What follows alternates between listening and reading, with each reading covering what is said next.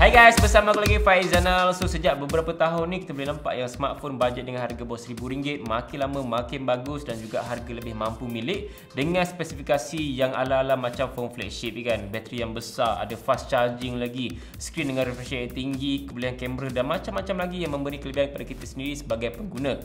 So guys, dalam video kali ni aku nak kongsikan ulasan mengenai Realme Narzo 50, iaitu phone mid-range yang terbaru daripada Realme yang menawarkan harga yang cukup berpatutan, sekitar 600 lebih ke 700 lebih macam tu je, tapi specs yang ditawarkan memang cukup padu guys. Pertama sekali dari segi rekaan, korang boleh nampak secara jelas yang rekaan Realme Narzo 50 ni masih mengekalkan identiti rekaan Realme Narzo sebelum ni. So ada tulisan Narzo pada bahagian bawah ni, dan kalau korang perhatikan pada bahagian tengah ni macam ada carbon finishing. So warna dia adalah warna biru. Rekaan yang digunakan pada Narzo 50 digelar sebagai Kevlar Speed Texture Design. So pada bahagian tengah aja dia ada macam carbon finishing, dan dia punya feel texture rasa semua smooth je, tak ada texture yang berlainan walaupun warna kiri kanan ni berlainan daripada warna yang tengah ni. So texture dia smooth dan ada sedikit lah tinggalkan kesan cat jari. Material untuk back panel dia dan juga frame adalah jenis plastik. Kalau korang perhatikan dia punya kamera ni, actually dia bukan digunakan 4 kamera tapi 3 kamera saja.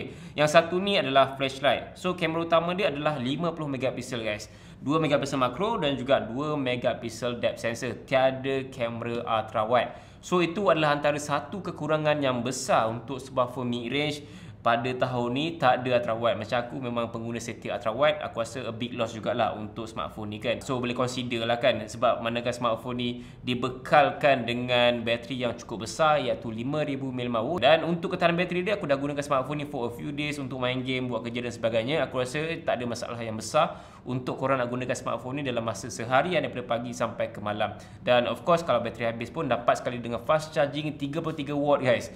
So tak banyak smartphone dengan range harga sekitar 600 lebih ke 700 dapat fast charging sepantas itu. Even phone yang berharga 5,000, 6,000 pun dah tak dapat fast charging kan. Itu adalah antara satu tawaran yang terbaik juga lah pada Realme, dan of course harga dia sekarang ni aku nampak lebih murah sedikit lah berbanding dengan harga rasmi dia kan. Ada promosi sekarang ni, korang boleh check it out dekat link aku letakkan dekat bahagian description nanti. Berbalik pada rekaan untuk smartphone ni, dia menggunakan fingerprint scanner pada bahagian power button ni, dan kepatasan dia pun boleh tahan jugalah untuk sebuah phone budget dengan harga sekitar RM600 kan. Korang boleh nampak pantas gila kot dia punya fingerprint scanner kan. Pada bahagian kiri ni ada volume rocker dan juga ada bahagian SIM slot. Ada 3 slot, korang boleh gunakan dual SIM dan juga boleh tambah micro SD. Untuk pada bahagian bawah ni masih mengekalkan audio jack, ada USB-C port, mikrofon dan juga speaker. Actually smartphone ni bukannya stereo speaker, dia just satu speaker saja.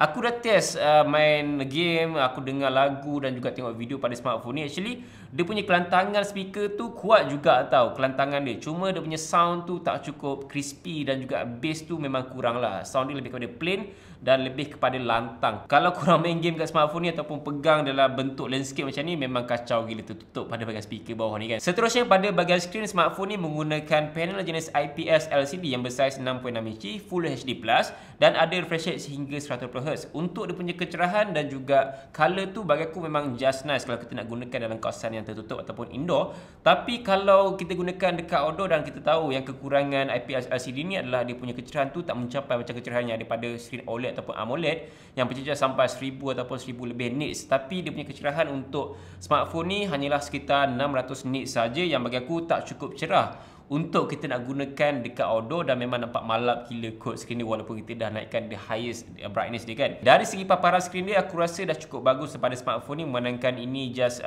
mid-range budget saja, bukannya mid-range premium dengan harga 1000 ataupun 1000 lebih. So okay, untuk color contrast dia, nak layan filem, YouTube dan sebagainya, memang mampu paparkan color yang cukup baik. Cuma dia tidaklah macam secantik skrin AMOLED kan. In fact smartphone ni pun ada 3 pilihan untuk refresh rate dia, sama ada korang nak gunakan auto select, standard iaitu 60Hz yang akan memberikan penyematan bateri, ataupun high 120Hz yang akan memberikan pengalaman skrin lebih lancar berbanding dengan 60Hz lah. Walaupun Realme Narzo 50 ni adalah sebuah budget mid-range dengan harga yang agak murah juga iaitu sekitar 600 lebih, tapi Realme masih boleh bagi chip yang berkuasa untuk phone mid-range iaitu MediaTek Helio G96. Kalau nak bandingkan dengan pesaing dia yang paling dekat, aku rasa Redmi Note 11 lah kan, dengan chip Qualcomm Snapdragon 680. Performance score dia memang lebih perform berbanding dengan Qualcomm Snapdragon 880, so dia akan memberikan prestasi yang cukup bagus dengan harga sekitar 600 lebih saja. RAM dia pun boleh extend sampai 11GB of RAM daripada 6GB. Korang boleh pergi ke bahagian setting dan masuk ke bahagian about phone. Kat sini korang akan nampak dia punya RAM dan tekan saja. Korang boleh expand daripada 2GB, 3GB dan sampailah 5GB expansion. So dia akan memberikan RAM sehingga 11GB. By the way, untuk dia punya UI menggunakan Realme UI 2.0 berdasarkan Android 11. Bergantung pada taste masing-masing lah. Bagi aku tak ada masalah untuk nak gunakan Realme UI ni. Dia punya eye compact and then smoothness tu memang terasa untuk smartphone ni. Cuma ya, kita tahu yang dia just gunakan panel jenis IPS LCD saja.